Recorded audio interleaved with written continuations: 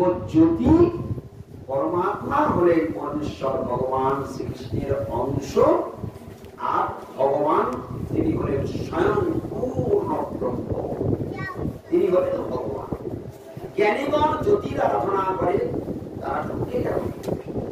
যোগীরা আংশিক ভাগ্যবান, তারা ভগবানের অংশকে শ্রেষ্ঠ বলে মনে করলেন, এই সর্বশেষ, ইনি সবকিছু। এই পর্যন্ত তারা গমন করতে পারলেন তাদের যোগ্যতা অনুসারে, তাদের বুদ্ধির তারতম্য অনুসারে। তারা শঙ্খ চক্র গদা পদ্মধারী নারায়ণকে, সেই অংশস্বরূপ ভগবানকে শ্রেষ্ঠ বলে মনে করে তারা যোগীরা হৃদয়ে ত্যাগ করলেন। আর ভক্তগণ তারা সর্বদাই ভগবানের প্রেমময় দিব্য সেবায় যুক্ত হয়ে সাক্ষাৎ পরমেশ্বর ভগবানের সঙ্গে কথাবার্তা বলতে শুরু করলেন। দেখুন, সূর্য যেন সবিগ্রহ দেখে দেবগণ, দেবতাগণ যেমন দেবতাদের সঙ্গে সূর্যদেব, চন্দ্র, ইন্দ্র, বরুণ তারা একসঙ্গে পাশাপাশি দাঁড়িয়ে কথা বলে, সেটা বিগ্রহ রূপে ঠিক পূর্ণ ব্রহ্ম ভগবান কোটি কোটি যুগ ধ্যান তপস্যা করে মহর্ষি, রাজর্ষি, যোগর্ষি, ব্রহ্মর্ষি যে ভগবানের চরণের কণা দর্শন করতে সমর্থ হয় না, সেই পরমেশ্বর ভগবানের সঙ্গে ভক্তগণ স্বয়ং সরাসরি কথা বলতে সমর্থ হয়। সে বলে যেমন ধ্রুব মহারাজের সামনে ভগবান উপস্থিত হয়েছে, যেমন দেবকী বসুদেবের সামনে ভগবান স্বয়ং আবির্ভূত হয়েছে, যেমন নন্দ বাবা যশোদা স্বয়ং পূর্ণ ভগবানের সঙ্গে সাক্ষাতে লীলাবিলাস করেছেন। উদ্ধবজি পরমেশ্বর ভগবান শ্রীকৃষ্ণের সঙ্গে ওঠা বসা খাওয়া মাথা করা করেছেন। পঞ্চ পাণ্ডব তারা, কুন্তী দেবী, মাতা দ্রৌপদী তারা সবাই ভগবানের সঙ্গে ওঠা বসা খাওয়া মাথা করা করেছে এবং সাক্ষাৎ তার সঙ্গে জীবনযাপন করেছে। ভগবানের সঙ্গে ভক্ত সরাসরি কথা বলছে, আর যোগী হৃদয়ে ধ্যান করে পরমাত্মাকে দেখছে। আর জ্ঞানীগণ তারা জ্যোতিকে মনে করছে এই গোড়ায় সর্বশ্রেষ্ঠ, এই গোড়া কারা দিতে গেল। সেই জন্য জগতে কোথাও রাখা নেই জ্ঞানীর ভগবান, কোথাও রাখা নাই যোগীর ভগবান। সর্বত্রই তারস্বরে ঘোষণা আছে, দিক বিদিক ঘোষণা আছে কি এইখানে পঞ্চতত্ত্বের জায়গা। শুরুতেই আবার একটা জিনিস লক্ষ্য করছে, এইগুলো আমাদের গৌরীয় গুরুবর্গ। কৃষ্ণদাস কবিরাজ গোস্বামী পাদ আমাদের কে? আমাদের গুরুবর্গ। আমাদের গুরুবর্গের মধ্যে তার নাম আছে কি? কৃষ্ণদাস কবিরাজ গোস্বামী পাদের নাম আছে? কোথায় আছে? জয়ের মধ্যে কোথায় আছে? কোন জায়গায় আছে? বলদেব, বিশ্বনাথ, নরোত্তম, কৃষ্ণদাস কবিরাজ গোস্বামী পাদ। এই কৃষ্ণদাস কবিরাজ গোস্বামী পাদ আমাদের গৌরীয় গুরুবর্গ। তিনি গৌরীয় গুরুবর্গের মধ্যেই রয়েছেন। তাদের আদর্শ আমাদের বর্তমান গুরুদেব, আমাদের গুরুবর্গ সব ফলো করছেন। তারা শিখিয়েছেন কিভাবে মহাপ্রভু পঞ্চতত্ত্বের বন্দনা করতে হয়। প্রথমেই পঞ্চতত্ত্বের বন্দনা করেই মহাপ্রভুকে প্রণাম করেছেন এবং পঞ্চতত্ত্ব দিয়ে শুরু করছে। আমাদের গৌরীবর্গ, আমাদের গুরুবর্গ শিখিয়ে দিলেন প্রতিটা সেবার আগে পঞ্চতত্ত্ব। দেখুন, অধ্যায়ের শুরুতেই কি করেছে? জয় জয় শ্রী চৈতন্য, জয় নিত্যানন্দ, দুজনের বন্দনা হয়ে গেল। জয়াদ্বৈত চন্দ্র জয় গৌর ভক্ত বৃন্দ, জয়াদ্বৈত চন্দ্র জয় গৌর ভক্ত বৃন্দ। কারণ লাভ হইল পুরো পঞ্চতত্ত্বের বর্ণনা হয়ে গেল।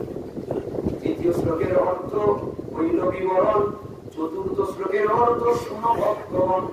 এখন চতুর্থ শ্লোকের অর্থ বর্ণন শুরু হচ্ছে আজকে। শ্লোকটা কি? অনর্পিত চরিঞ্চিরা করুণয়া অবতীর্ণ বল, সমর্পয়তম উন্নত উচ্চত রসাংশ ভক্তিস্যাম, হরিপুরক সুন্দর দ্যুতি কদম্ব সন্দীপিত, সদা হৃদয় কন্দর স্ফুরত সচিনন্দন। এই হলো চতুর্থ শ্লোক। এবার আমরা সেই চতুর্থ শ্লোকের অর্থ এখন আমরা শ্রবণ করব। কি বলছেন? পূর্ণ ভগবান কৃষ্ণ ব্রজেন্দ্র কুমার, গোলকে ব্রজের সহ নিত্য বিহার, ব্রহ্মার একদিনে দিহ একবার অবতীর্ণ হইনা করেন প্রকট বিহার। হরে কৃষ্ণ। দেখুন, পূর্ণ ব্রহ্ম ভগবান শ্রীকৃষ্ণ তিনি কি বলছেন? আমার দিকে তাকান। চিনতে হবে কিসের মাধ্যমে? শ্রবণের মাধ্যমে। ভগবানকে কেউ কোনোদিন জানতে পারে না। কে জানে? জানিতে পারে যদি না জানাই। কেন জানতে পারি না আমরা?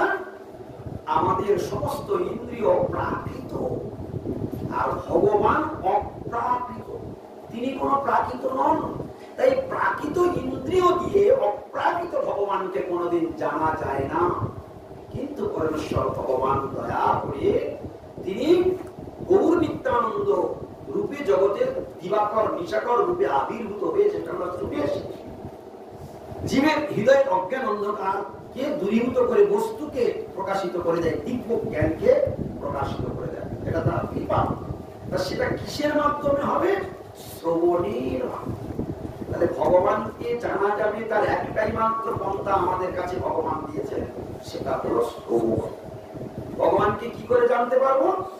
শুধু কেবল মাত্র শ্রবণ, শ্রবণের মাধ্যমে। এই জন্য ভগবান এবং গুরু বৈষ্ণব, গুরু বৈষ্ণব ভগবান তিনের স্মরণ, তিনের স্মরণে হয় বিঘ্ন বিনাশন। গুরু অপ্রাকৃত, বৈষ্ণব অপ্রাকৃত, ভগবান অপ্রাকৃত। আর আমাদের চোখ, কান, মুখ আদি সমস্ত ইন্দ্রিয়গুলি সব প্রাকৃত। তাহলে প্রাকৃত ইন্দ্রিয় দিয়ে অপ্রাকৃত ভগবানকে ধরতে পারবো না। ভগবান তবু দয়া করে তিনি পঞ্চভূতের শরীর দিয়ে দিলেন, ভগবান দিয়ে দিলেন। আবার তিনি আত্মা রূপে শরীরের মধ্যে প্রবেশ করে শরীরটাকে চালু রেখে দিলেন। যে কদিন আমি তোমাকে বাঁচিয়ে রাখলাম, তুমি কদিন বাঁচবে তুমি জানো না। যে কদিন তুমি বেঁচে আছো, ওই কদিনের মধ্যে তাড়াতাড়ি আমার গুণকীর্তন করো, আমার কথা শ্রবণ করো, সাধু সঙ্গ করো, নাম পাঠ কীর্তন করো, বৈষ্ণব সেবায় জীবন ভরিয়ে দাও। সাধু সঙ্গ নাম পাঠ কীর্তন করতে করতে একবার সোজা গোলকের পথে পাড়ি দাও। এই সংসার অনিত্য সংসার ছেড়ে চিরকালের জন্য।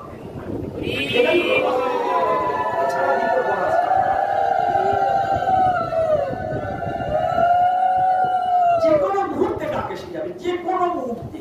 কখন আসবে বলে আসবে না। তাই সময় নষ্ট করাটা কোনো মুক্তি মানে নয়। এই জন্য শ্রবণটা খুব নিখুঁত ভাবে করতে হবে। কি বলছে? ভগবানের কথা। ভগবানকে দর্শন করতে গেলে কিভাবে দর্শন করতে হবে? ভগবান বললেন কান দিয়ে। গুরুকে, বৈষ্ণবকে আর ভগবানকে কখনো হারগিস চোখ দিয়ে চিনতে যাবেন না। বড় শিক্ষা। আবার বলছি, গুরুদেব, বৈষ্ণব আর ভগবান, এই তিনকে কখনো ঔদ্ধত্য প্রকাশ করে চিনতে যাবেন না। মাটিয়া চোখ দিয়ে কখনো অপ্রাকৃত গুরু বৈষ্ণব ভগবানকে জানা যায় না। তাহলে এই গুরু বৈষ্ণব ভগবান তিন এই অপ্রাকৃত তত্ত্বকে কিভাবে আমরা জানতে পারবো? তখন শাস্ত্র নির্ণয় করলেন গুরু বৈষ্ণব ভগবান অপ্রাকৃত তত্ত্ব, আর ভগবান স্বয়ং শাস্ত্র পরব্রহ্ম রূপে, পরব্রহ্ম রূপে, শব্দব্রহ্ম রূপে জগতে আবির্ভূত হয়েছে। ভগবান শব্দ ব্রহ্ম রূপে জগতে আবির্ভূত হয়েছে। তাহলে শব্দ ব্রহ্ম মানে শব্দরূপী ভগবান। ভগবান এখন শব্দরূপ ধারণ করেছেন। তাই শব্দগুলো শ্রবণ করবার জন্য ভগবান একটা কান দিয়ে দিয়েছে। তাহলে আমাকে যখন জানো না, তো সাধুর কাছে বসো, আর আমার শব্দগুলি শব্দ ব্রহ্মরূপী আমাকে তোমরা শোনো, আমার কথা শোনো। আমার কথা শুনতে শুনতে তোমার আমার সম্বন্ধে তোমার ভিতরে একটা অনুভবের জন্য, আমার সম্বন্ধে তোমার একটা অনুভূতি আসবে। সেই সময় কি হবে? অনুভবে সবে পায় পরমানন্দ। সেই অনুভবের মাধ্যমে। তাহলে ভগবানকে দেখতে গেলে আমাদের কাছে একটা রাস্তা খোলা আছে, সেটা হলো অনুভবের নয়ন দিয়ে সাধুগুরু বৈষ্ণব ভগবানকে দেখা। কি দিয়ে দেখবো? অনুভবের নয়ন। সবাই একবার বলুন, অনুভবটা আসবে কি করে? আমি যে সম্বন্ধে কোনো জানি না, যার সম্বন্ধে আমি কিছুই জানি না, তার সম্বন্ধে আমার অনুভব আসবে কেন? তাহলে আমাকে জানতে হলে কি করতে হবে? শুনতে হবে। আর আজকে 7 দিন ব্যাপী আমরা সেই কথা শ্রবণের সুযোগ পেয়েছি। তাহলে ভগবানকে জানবার মনা করে তো সুযোগ আসেনি আমাদের বাড়িতে। একটা কথা বুঝতে আমাদের এত সময় না। তাহলে শ্রবণের মাধ্যমে মুক্তির দরজা, সে কথা ভগবান কপিল দেব তার মাকে বলেছিলেন, মা তুমি ভয় পেও না। মা বলেছিল, হে ভগবান, হে পুত্র, আমরা তো অপরাধী, আমরা কি করে উদ্ধার হব? তার প্রসঙ্গে গোবিন্দের ভগবান কি বলেছিলেন সেদিন আমরা শ্রবণ করেছি।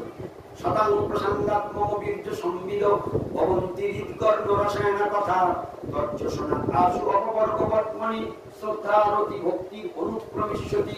মা তুমি ভয় পেও না। ভগবান গোবিন্দের কি সহজ সরল প্রাঞ্জল ভাষায় বুঝিয়ে দিলেন, মা তুমি ভয় পেও না। ভগবান এত দয়ালু, এত কৃপালু, কিচ্ছু করতে হবে না মা। যেখানে সাধুগণ বসে হরি কীর্তন করবে, তুমি শুধু সেই জায়গায় গিয়ে বসে বসে আমার এই কথাগুলো শুনবে। আর এই শোনার থেকে তোমার এমন একটা ভিতরে আনন্দ আসবে, তোমার হৃদয়টাও আনন্দে মেতে উঠবে, আর গানটাও আরো কিছু কিছু শুনতে চাই। যেমন আমরা যখন পাঠ বন্ধ করতে যাই, তখন আমাদের সকলের ভিতর থেকে একটা রব আসে, না আরেকটু আরেকটু আরেকটু। মানে এর থেকে কি প্রমাণ হচ্ছে যে আরো আমাদের গানটা শুনতে চাইছে। গোবিন্দের ভগবান বললেন, মা যখন আমার ভক্তরা বসে আমার এই বীর্যবতী কথা নিয়ে আলোচনা করবে, তখন সেখানে হৃদয় কর্ণ রসায়ন, হৃদ কর্ণ রসায়ন কথা। আর যখন তোমার হৃদয়ের কর্ণ মেতে উঠবে, তখন ভিতরে যে আনন্দের জন্ম হবে, ভিতরে যে আনন্দ এবং অনুভব আসবে, ওই আনন্দ থেকে তোমার মুক্তির দরকার।